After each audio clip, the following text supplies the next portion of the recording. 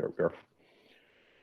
All right, hello everyone, and welcome to FECG TV, which is the Fisher Educational Consulting Group TV. And I am your host, Sean Fisher, the proud CEO and owner of the Fisher Educational Consulting Group. We are a national organization that is focused on educational justice and upliftment for people of color and other students that are, or other people who are disenfranchised, marginalized, and more specifically, students who are furthest from educational justice. Today, we have a special guest who's near and dear to my heart because she loves the city of Detroit. Her name is Kimberly Buffington, and she's going to tell you a little bit about herself. Go ahead, Mrs. Hi, Buffington. nice to be with you. So glad to be with you and your audience. I am in Detroit now. I consider myself a Detroiter. I've been in the area for about 30 years, but moved into Detroit 11 years ago. And the work that I've been doing has been focused around food security in communities. And that started 15 years ago when I came into the city. I was a pastor then in the suburbs and began working with some pastors here in the city and realized that there was a struggle in Detroit communities in regard to access to food. And I was shocked. This white woman who had never been in an urban center for any length of time, especially not to live, but to sightsee mainly, I couldn't believe it, that the food system in our country was so broken down. And so I started a nonprofit, and we began a partnership with the local Trader Joe's stores. So Eat and Gives is the name of the nonprofit. And the local Trader Joe's stores started allowing us to pick up food that they were donating daily from their stores. So we took that food and then we added some other food partners over the years to the program. And then last year we had about 400 families in the program going into the year. And because of the epidemic that happened this year, we added 1,000 families. It's crazy. Oh my gosh. We've added 1,000? 1,000. So now we're serving Wow. 100 families, and that scale happened very, very quickly. And thankfully, our food partner stepped up, and we were able to access some more food so that we could handle the capacity that showed up. But that work has also put me on the ground in communities, talking with families about food, talking with community leaders and church leaders about food, and helping me to understand the food system in a way that I had not before. And so I am, I'm officially announcing this now because I haven't talked publicly about it, but I am enrolling in a PhD program with Michigan State and getting a doctoral degree in food systems, because part of what I want to be able to do now is connect not only Detroit to Detroit and work with many other community leaders and of all types to really analyze our food system, correct it, and help build the systems that need to be in place so that we have a healthy food system in our city. But I also want to be able to connect nationally and globally, and a little bit of that has already begun to happen. So we can study the robust systems that are in other places in the world, because there are robust food systems other places in the world. So that's what I'm up to right now. Awesome, thank you. So if I heard you right, every place isn't a food desert. Correct. So one great example is Papua New Guinea. So in Papua New Guinea, the folks, this would be people that are tribal in nature, not necessarily in the built out urban centers in Papua New Guinea, but in the tribal communities, what you have is a really healthy, robust food system because they have to create it for themselves. And this is like the key thing. In America, we have come to rely on our country to create our food system for us. And unfortunately, there's not equity in that food system. But what we learned from watching the model in Papua New Guinea is this. It's really simple. It's not a hard system. They grow large scale crops on land that they co-farm together. So everyone pitches in and works to grow these crops. It's coffee beans. Often it's the same three because they can grow year round. So it's coffee beans, chili peppers, and I'm going to forget the last one because I always do this. Let me think of what it is. It's three soys. soy. So they're the three commodities that are sold easily outside of the country. So they sell that, and that's what they use most of their land for. Is that's growable land.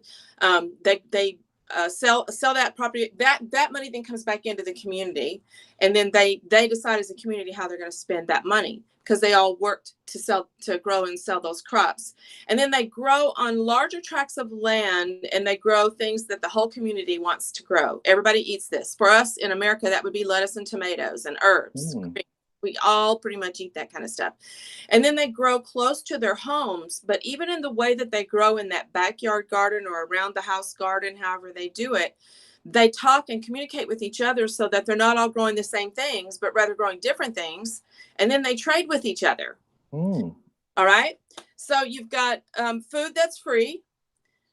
Really key, because we don't have a lot of free food in our country, because we haven't built a system that gives us free food, right? So they've got free food that they share, and the key is they're all growing it, right? So they're all contributing to their own food system in equitable ways. So they've got the food that's free by their house. They've got food that then in the larger patch that is going out into the community, and some of that could go to other people living close by and they would buy it, but the folks in the community, they get it for free because they grow it together. And then you've got commodity crops that go outside of the city. That's one model. It's not the only one, but it's one, and it's one that's very effective. And inside of that model, everyone eats, and not only do they eat in a nutritious, healthy way. Thank you for those opening statements. So before we go any further, I want to bring you back. Could we hear a little bit about your personal connection, if there is one, to farming and agriculture? There absolutely is one. I am a third generation farmer. So both of my grandfathers farmed 160-acre farms in Kansas, and grew largely commodity crops, because that when they started farming, our country started changing. And part of the change was that we went from that smaller system that I just described to selling commodity crops, where the government was coming to farmers all across the country and saying, will you give us 100 acres of your land and grow soybeans that we're going to sell it? We'll buy them from you, and then we're going to sell them outside of the country. So that's when all of that came into play, was when my grandfathers were farmers in Kansas. And then my father was a farmer briefly. Once he started having kids, I was his oldest. We moved to Texas, and we then stopped farming. And now I'm a hydroponic farmer here in Detroit, and my youngest son, Hunter, is also a hydroponic farmer with me. We're in the business together. And so I'm a third generation farmer, but I grow completely differently than my father and my grandfathers did. And then Hunter also grows completely different than his grandfather, great grandfathers did. So that's what we're doing, what we're up to right now.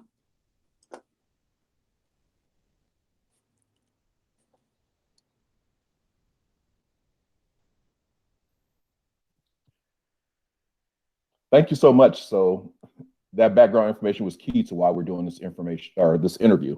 So one of the things that's very important to our format, we do something called flare and focus. So we'll start big and then we'll narrow down. So thank you for giving us the broad understanding of your background, where you're at. You're actually a current Detroiter. You've been here for over a decade. So that's one, you're connected to the community.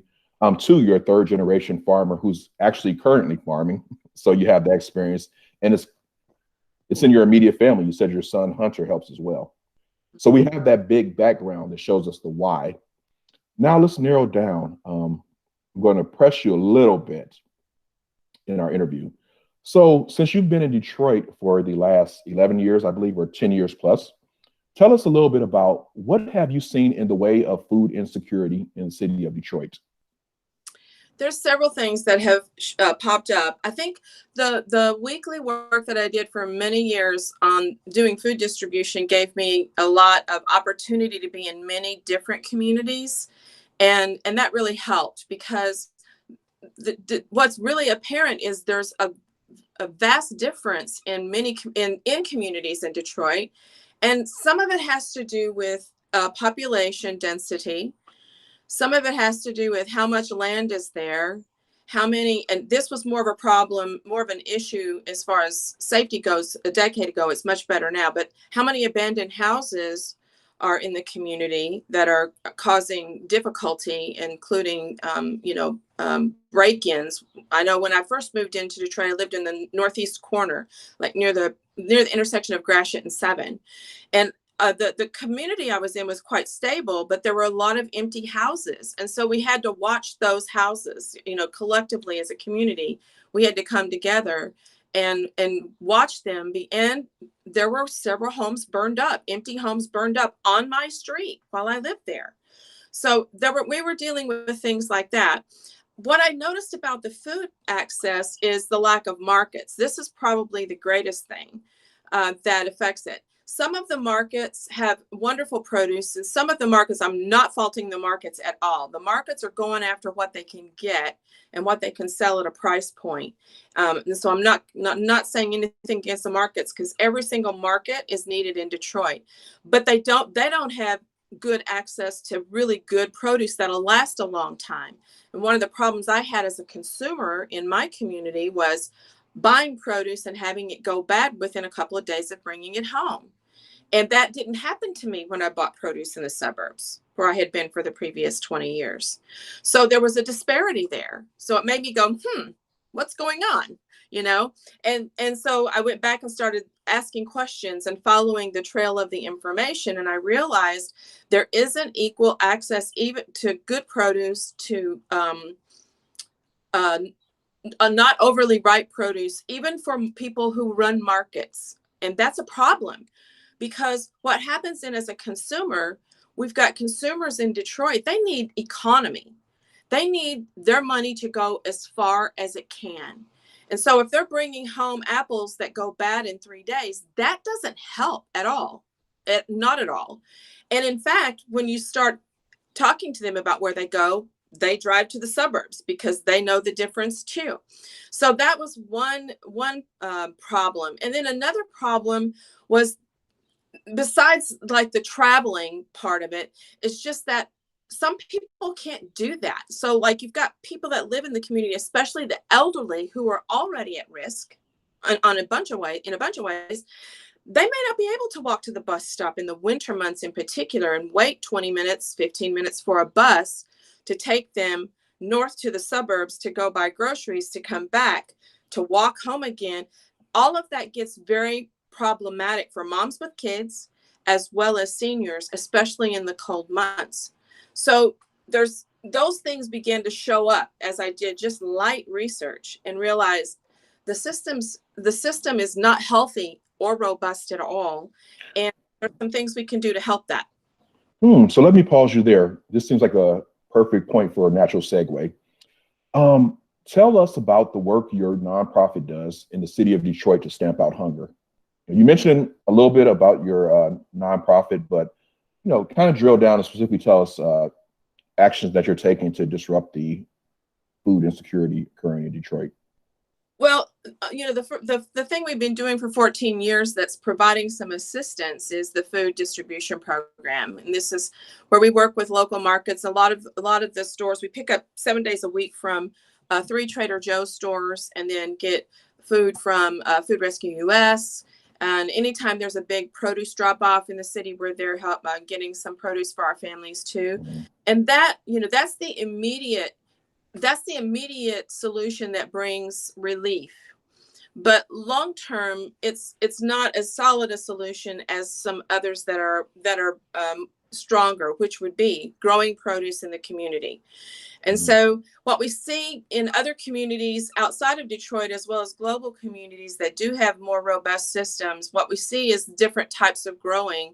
And in Detroit, because we have so much land, it makes a whole lot of sense to build a plan for community gardens and backyard gardens that are designed specifically for growing produce for the consumer that can walk to that space and get produce on hand. And then the other, of course, we live in Detroit, and we live in Zone 5, the growing Zone 5, which is one of the shortest grow seasons in our country.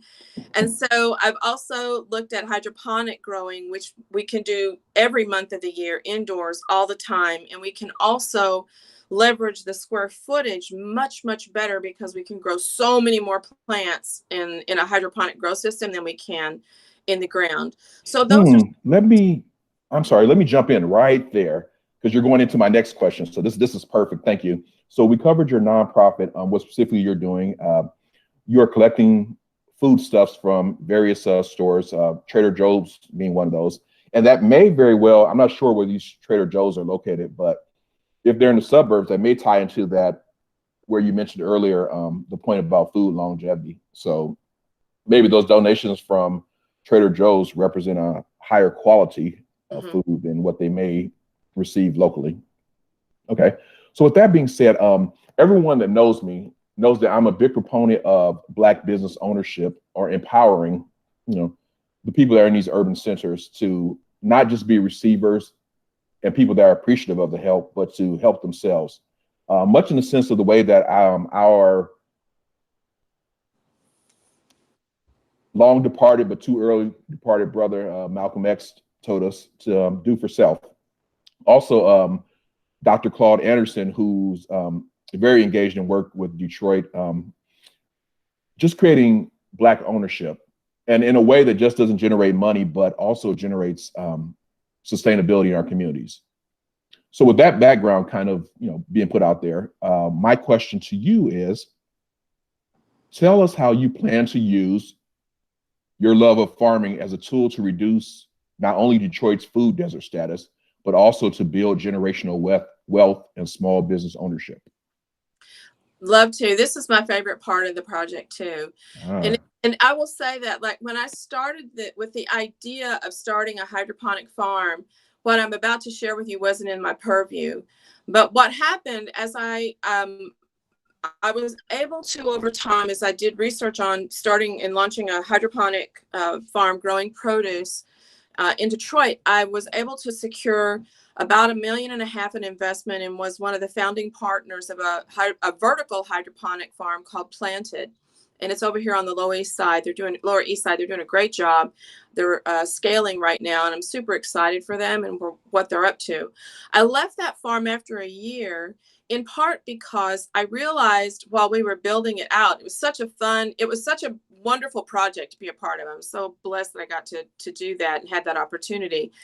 Because what I came to understand, though, was that hydroponic technology is a key. It is a key technology that we can utilize that will drastically reduce hunger in urban centers.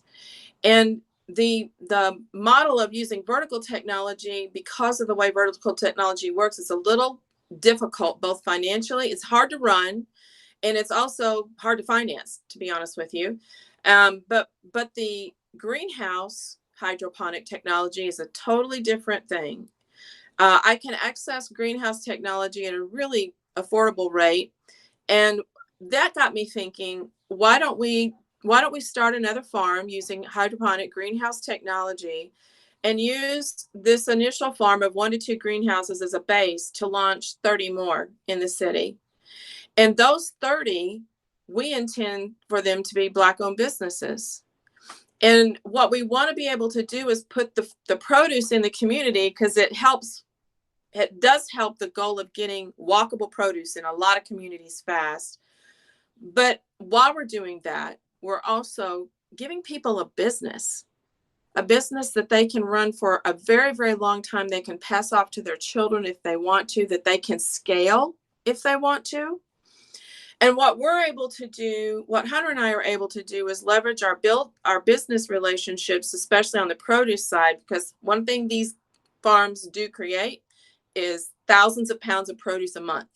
And so you have to have a strong marketing pipeline so that you can sell all your produce and have customers to buy it. So Hunter and I bring our relationships that we've already developed, at least for the launch. And then we can secure more business if we need to cover the scale of the farms. But the cool thing about this, if I could just jump in, I want to interject really quickly. So just as I'm thinking about your upcoming article, so you have the existing business relationships, but you also have, if I read your bio correctly, you also have some formal technical training in the business field. Is that correct? Yeah, absolutely. Well, I have an MBA if you're referring to that, but we also, Hunter and I also are both trained in the technology to grow with hydroponic technology Mhm. as well. But my background in business had me. In fact, I went back to school to get the MBA so that I could run this because Absolutely. So I wanted to just pause there, and I wanted to highlight just because seeing is believing, and the specific population you're targeting are used to people coming through every 4 years, making promises, and not necessarily capitalizing on those or following through. And a lot of it is because they have no personal interest and they have no personal expertise. But I just wanted to highlight that intersectionality there. So you have the lifelong experience from your family. You have the actual technical training in vertical hydroponics. Am I saying that vertical correctly? greenhouse. They're two different technologies. Thank you. Thank you. Mhm. So you have that training, but you also have the business side, which we Mhm. know that most small businesses fail within the first 5 years. So having an actual MBA, a Master's of Business Administration, means that coupled with or connected with those other two areas, you'll be able to give people sound advice. And also, you actually live in the area where Mhm. the things that you're doing, you'll be part of. You'll feel the impact. So Mhm. you have ownership. You have this investment. You're not. And we know in Detroit this happens quite a bit. We have people outside the state, outside the country, kind of coming in and just taking advantage of our neighborhoods, buying homes, jacking up rent, not maintaining those properties. But also part of that is because they don't live in the same place that they're causing these situations. But you actually live in the areas. You've lived on the east side. Sounds like you still live in the corridor, so you're still in the city. So you'll definitely feel the impacts of any decisions or any training that you do. So I just wanted to kind of highlight that because that's very important. You're a stakeholder. That's the word I'm looking for. You're a key stakeholder, and not someone who's new. You've been here for a while, so. Agreed. And then the thing I really feel like the thing that gives me a lot of hope for this particular model is there's support all along the pipeline. So, Mhm. we Hunter and I've been in the business, we've run farms, we're using a simpler technology with this greenhouse hydro. And so it's a technology that's easily trained on. And then from a business standpoint, that's another skill set. It's a completely different skill set from the farming skill set, but it's equally important. And what we'll be able to do is build a template that we can then train. So every new business owner that comes in will go into training with us on how to run the business side of the business. They'll get training on the marketing, they'll get training on the packaging and processing, and they'll get training on how to farm, how to run the technology.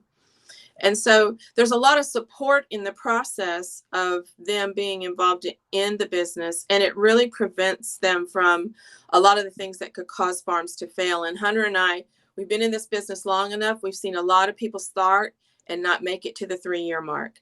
So we want to prevent that, and I think our experience will help with that. Okay, thank you. We are rounding to the end of our interview. We have two final questions. Uh, the second and last question will be, or is, do you have anything else to share with us which might have been missed in our interview? I think the one thing I would say that we haven't discussed that I think is really important is I just would love to encourage people to, especially those who really have it in their heart to be a business owner, to not let other people push that dream away. Mm. And because I've had a lot of people tell me no. A lot of people said, "You'll never do this. I'm about to do it twice." All right. So I had a lot of people tell me, a lot of business leaders tell me, "You'll never do this. It'll never happen." And it happened once, and I'm about to make it happen again. And so I think it's really important to listen. It's really important to get training on the business side of things, because you can hold on to a dream, but you don't, if you're not properly trained, you still will fail. But to hold on to your dream is so important. If there's something inside of you that says, I want to do this, I believe I can do this, then commit to it and find people who will commit with you and hang out with them more then you hang out with the people who tell you you can't do it, even if the people that tell you you can't do it are family members. Because once you surround yourself with people who believe in, not only believe in what you want to do, but believe in you and believe you can do it, they're going to give their energy, time, words of encouragement, and help to make sure you're a success. And I can look over my shoulder and say there's probably at least 5, more than likely 10, if I sat here and listed them out, key people in my life that contributed at very important junctures that helped me get where I'm at.